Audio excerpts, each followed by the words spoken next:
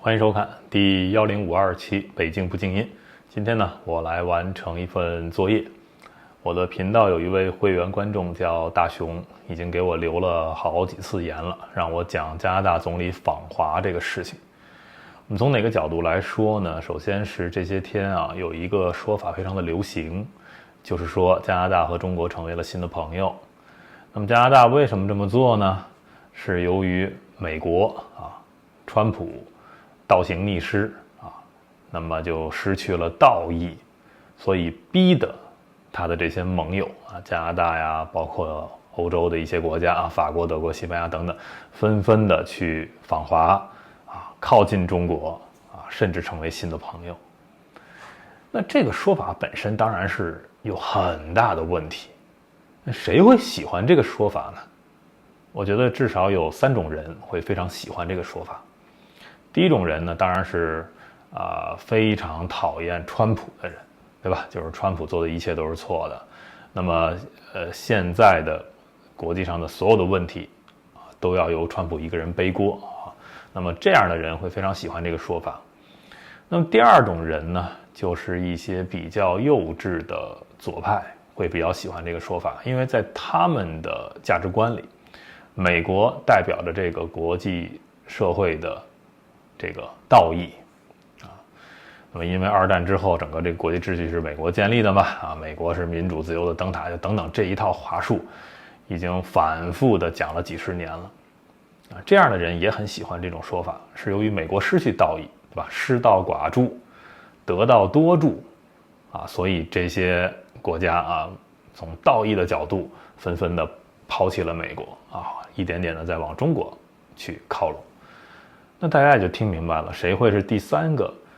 特别喜欢这种说法的人呢？那当然是中共了，对吧？表现的自己好像是某种道义的代表了这个是中共一直想讲的这种叙事，就是说美国甚至西方是双标的，是虚伪的嘴上都是仁义道德廉耻实际上干的是一些非常见不得人的勾当，对吧？然后以此呢表示我虽然跟你们意识形态不太一样，但是我们中国人只讲生意不谈这些价值，我们实打实的做买卖由此去在国际社会上赢得他的一个道义立场。但是我想说刚才说的这3种喜欢这种说法的人那当然他们互相之间还是有交集的，但最重要的是这个说法本身是站不住脚的。因为我们说一个最本质的道理特别本质的道理，就是现今这个世界国与国之间，它的底层的运转逻辑是利益，不是道义。利益是任何一个国家的决策层面的东西我要考量的是我这个国家的失业情况对吧？然后我的这个产业外移的情况能源供给的情况各种各样的，他考虑的全是实际问题。我这个国家是不是要通胀所以我是不是要进口一些便宜的商品来这个解决我国内的通胀问题这些会促使他们去找贸易伙伴比如说找到中国。那么我们传统的观念里认为的说道义人权这些东西只存在于话语层，你可以认为它是一种话语上的工具，或者说你可以认为这是在那个底层的利益运转逻辑上面的一个装饰层。不是说这些东西不重要，而是说与其关心别的国家的什么人权，那他当然首先关心的是本国家的利益。这就是现今这个国际秩序本身决定了这一层逻辑。我们知道这个现在的现今的国际秩序，主权高于人权不干涉别国内政。那为的是什么？为的是防止再次出现像2战这样的国与国之间的大战只防止这一层就够了。所以在这种架构下，那我刚才说的那个逻辑，它就是一个天然的逻辑。所以国与国之间没有道义的，不是说加拿大是一个道义的代表，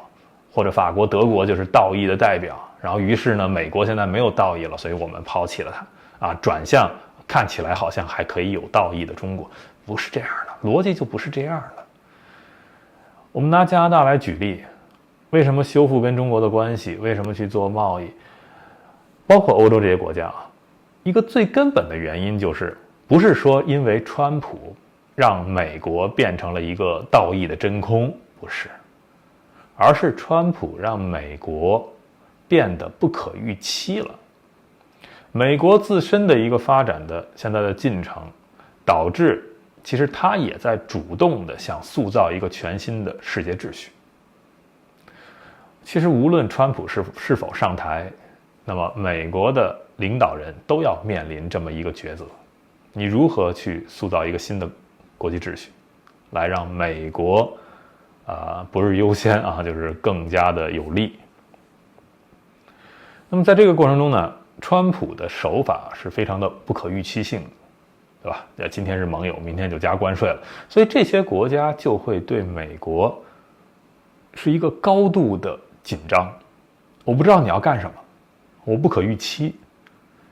所以过去的这种安稳的状态就被打破了。那怎么办？那我就要去主动的寻找一些对冲的空间，寻找一些替代的可能。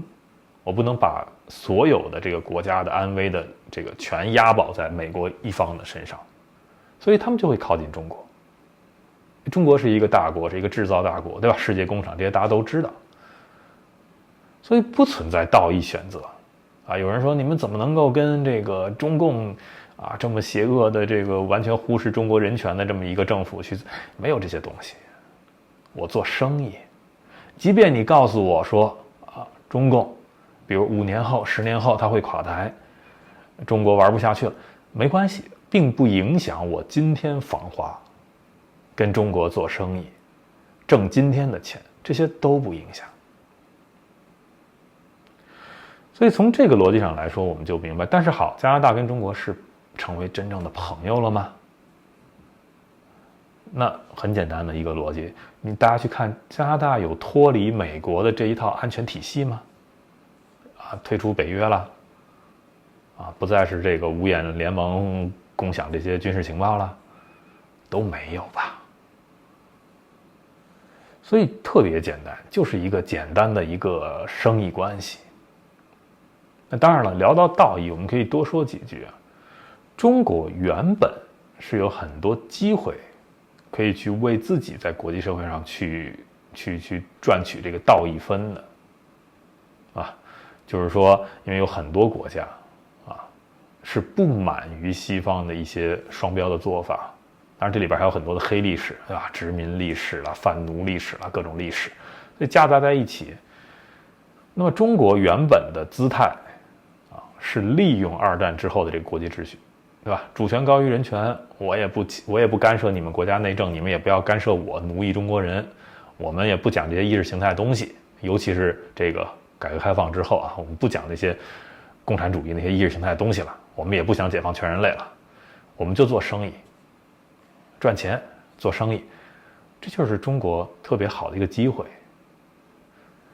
但是我们要看到这里面中国有一个死穴，是它解决不了的，就是这个台湾问题。中国如果现在宣布说我放弃了台湾就是一个独立国家，你好好发展吧，我还会支持你大家反正都是怎么说呢说一样语言的可能祖上都是这个同胞当然现在你是一个自己的国家了，没关系，我支持你，我们好好的交往。如果中国是这么一个姿态的话，那会非常有利于他在新塑造的这个国际秩序里占据更有利的位置。但是可惜的是就是说把台湾所谓的要拿回来要统一这个东西，它写入了中国的一个民族叙事之中。不仅如此它还成为了共产党的一个执政合法性的一个根基。那这就麻烦了，所以你台湾你不可能放弃。台湾都不是说有没有可能去发生这个冲突的问题了，只是什么时候，因为这个事儿他必须要办，这都不是习近平一个人的个人野心，这早已写入了你共产党能不能继续执政合法在中国，对吧？整个这个中国的这个民族的调性，你全都写在这里面了，你不可更改，现在不可逆。所以好，我们就是一个倒计时，我不知道什么时候会发生，但是一旦发生，那么中国之前在国际社会上所累积的这些道义分就全没了。那你看现在好像是成为中国新的朋友的这些什么加拿大呀、什么欧洲这些国家，你到时候你只能选边站。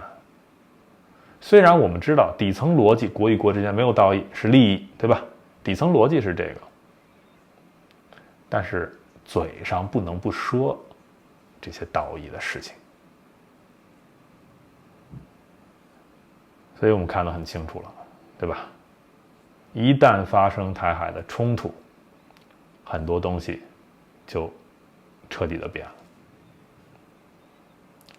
好吧，今天我们就讲这么多啊！感谢收看、订阅、分享。